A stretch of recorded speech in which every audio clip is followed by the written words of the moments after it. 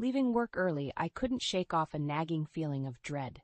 As I, Laura Bennett, a 28-year-old part-time marketing assistant, approached my home, the unease grew.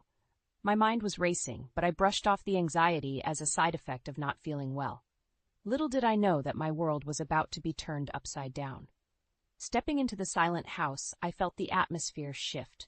The home I shared with my husband Daniel felt unfamiliar, almost hostile. Driven by an inexplicable instinct, I found myself tiptoeing towards the back room where muffled voices broke the eerie silence.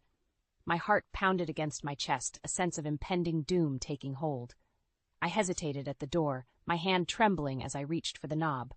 The voices became clearer, a man and a woman, intimately engaged in conversation. Pushing the door open just a crack, I peered inside. The sight that greeted me was like a punch to the gut. Daniel, my husband of 3 years, was entwined with a younger woman. Their laughter and affectionate whispers were a stark contrast to the coldness and distance that had crept into our marriage. I stood there, frozen, as Daniel's words sliced through the last threads of trust I had clung to. "Marrying Laura was a mistake," he said, his voice laced with contempt. "Young and beautiful is what I deserve. Isabel, you make me feel alive." Tears welled up in my eyes, but I fought them back. This was not the time for weakness. I needed to be strong, to think clearly. Quietly, I closed the door and retreated, my mind racing with the betrayal I had just witnessed. It wasn't just the affair that hurt. It was the realization that the man I loved saw me as nothing more than a mistake. As I made my way to the living room, a plan began to take shape in my mind. I needed evidence, something concrete to expose them for what they were. It wasn't about revenge, it was about justice. No, who was I kidding? It was about both. I knew I had to be careful, to play my cards right. Daniel was a lawyer, cunning and persuasive. I couldn't confront him without solid proof, so I decided to gather evidence of his infidelity. It was time for me to step out of the shadows and take control of my life. In the days that followed, I became a silent observer in my own home, collecting pieces of their betrayal. Text messages, late-night calls, the subtle changes in Daniel's behavior, everything was a clue, a piece of the puzzle I was putting together. I was no longer the trusting, naive wife. I was a woman on a mission, a woman wronged, ready to strike back. As I lay in bed each night, planning my next move, I realized this was more than just about exposing Daniel and Isabel. This was about reclaiming my life, my dignity. I was ready to face the storm. I had to be. When Daniel and I first met, it felt like a scene out of a romantic movie. He was a charismatic lawyer, and I, a marketing assistant, found myself drawn to his confidence and charm.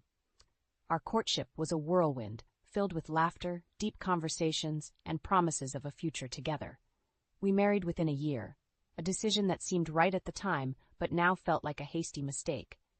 Our married life began like a dream. Daniel was attentive, caring, and seemed genuinely interested in my life. But as the months passed, the facade began to crumble. He became more absorbed in his work, often returning late, and our conversations dwindled to mundane exchanges. One evening, as we sat in silence over dinner, I attempted to bridge the growing gap between us. "Daniel, we barely talk anymore. Is everything okay at work?" I asked, reaching for his hand. He withdrew his hand and replied coldly, "Work is fine, Laura. I'm just tired. You wouldn't understand the pressure I'm under." His words stung, creating a rift that only grew with time. As Daniel's detachment increased, so did my workload at home and the office. I tried to compensate for his absence by keeping the house perfect and excelling at my job, hoping it would bring back the man I fell in love with. Then came the day that marked the beginning of the end. Daniel, in a rare moment of candor, shared his thoughts on our marriage. "Laura, you know I love you, but I feel like you're not pulling your weight financially. I'm carrying the burden of our expenses, and it's not fair." His words felt like a slap. I had been contributing as much as I could from my part-time job, cutting back on personal expenses to support our household. "But Daniel, I've been trying my best. I'm already stretched thin between work and home," I protested. Daniel scoffed, "Your best isn't good enough. Maybe if you worked harder or got a better job, we wouldn't be in this situation." His dismissive attitude left me reeling. I thought of the late nights, the unending household chores, and the sacrifices I had made for our marriage. It was clear that my efforts and my love were not enough for him. That night, I lay awake, contemplating our relationship. The man I married, the man I thought would be my partner in life, had become a stranger. His words echoed in my head, a constant reminder of the growing void between us. The seeds of doubt and resentment took root, setting the stage for the inevitable confrontation that would change everything. The days following that conversation felt like walking through a minefield. Daniel's indifference towards me grew, and with it my sense of isolation. I started to dread his return home each evening, not knowing which version of him I'd face, the cold, distant husband, or the one who saw me as a financial burden. One particularly tense evening, Daniel arrived home earlier than usual. I greeted him with a cautious optimism, hoping for a semblance of the warmth we once shared. "You're home early, is everything okay?" I asked. Daniel's response was curt, his eyes void of any warmth. "I left early to talk about something important. We need to discuss our finances again." His tone was not inviting a conversation, but demanding a resolution. I felt a knot form in my stomach. "What about our finances?" I inquired, trying to keep my voice steady. "It's about the mortgage, Laura. I'm not okay with shouldering most of the burden. You need to contribute more." His words were like daggers, undermining my efforts and sacrifices. I couldn't contain my frustration. "I'm already giving nearly all of my income towards the mortgage, Daniel. How much more do you expect me to contribute?" My voice was a mix of anger and desperation. Daniel leaned back, his expression one of annoyance. "That's not enough. You should consider increasing your work hours or finding a higher-paying job. Being cooped up at home isn't good for anyone." His suggestion hit me like a wave of ice-cold water. "Increase my work hours? I'm already struggling to balance my job with the housework you leave entirely to me." Daniel stood up, his demeanor turning hostile. "That's your job, Laura. I'm out working all day, earning for us. It's only fair you take care of the house, and frankly, you're not even doing a great job at that." I was stunned into silence. His words were not just hurtful. They were a complete dismissal of everything I had been doing for us, for our home. It was clear that in his eyes, I was failing at being a wife, a partner. As he walked away, leaving me standing there, a mix of hurt and anger bubbling inside me, I knew something had to change. I couldn't continue living like this, constantly demeaned and undervalued. The man I married was gone, replaced by this cold, unfeeling stranger. That night, as I lay in bed, the weight of his words crushing me, I realized that my marriage was not just strained, it was broken, and I was the only one trying to fix it. It was time to stop. It was time to start thinking about myself, about my worth. And most importantly, it was time to start planning my escape from this toxic relationship. The days blurred together in a haze of resentment and disbelief. Daniel's demands and coldness continued, each word chipping away at the last remnants of our marriage. Then, one fateful day, I stumbled upon a truth that would change everything. I arrived home from work, expecting the usual empty house, only to find Daniel's car in the driveway. Confused, I entered quietly, only to hear laughter from the living room, a sound so rare in our home nowadays. Peering around the corner, my heart stopped. There was Daniel, cozy and relaxed, with Isabel, the same woman I had seen him with that day. Suppressing the urge to confront them, I retreated to the kitchen, my mind racing. This was no casual visit. The intimacy between them was palpable, undeniable. And then it hit me. Isabel wasn't just a fling, she was a full-blown affair. Later that evening, after Isabel had left, I faced Daniel. "Who is Isabel, really?" "She seems more than just a friend," I asked, my voice steady despite the turmoil inside. Daniel's reaction was swift and dismissive. "She's just a colleague. Don't make a big deal out of it, Laura." But I knew better. The way he avoided my gaze, the tension in his voice, it was all too clear. Daniel was lying, and I was done being the fool. That night, I lay in bed, my mind made up. I needed proof of his betrayal, something concrete to expose him and free myself from this sham of a marriage. My plan was simple, yet risky.